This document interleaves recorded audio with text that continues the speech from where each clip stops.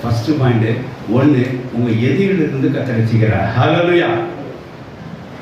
உங்கள் எதிரிகள் நீங்கள் அடிமைத்தன மாதிரி உள்ள உட்காந்துருப்பீங்க, அது வெளியே வர முடியாமல் இருப்பீங்க. யானை சங்கிலி கட்டி போட்ட கதை மாதிரி அதிலிருந்து கர்த்தர் உங்களை ரட்சித்து விடுவிக்கிறார்.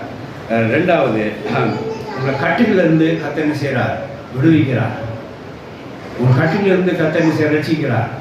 மூணாவது, உங்கள் பாவத்திலிருந்து கர்த்தர் ரட்சிக்கிறார். நாலாவது, உங்கள் சோதனையிலிருந்து கர்த்தர் ரட்சிக்கிறார். அஞ்சாவது, உங்க இருளிலிருந்து கர்த்தர் ரட்சிக்கிறார்.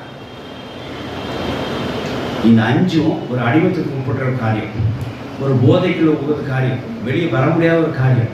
இந்த அஞ்சில் விடுதலை ஆகும்னா நீங்கள் என்ன செய்யணும்? இயேசு ரட்சகரை நீங்கள் செய்யணும். பிடிச்சாதான் குமார் விடுதலை ஆக்கினாலும் இருந்து செய்ய முடியும், வெளியே வர முடியும். 7 வருஷம் சோத்திரம் உண்டாக. இப்போ நம்ம ரிவர்ஸில் போவோம். எப்படின்னா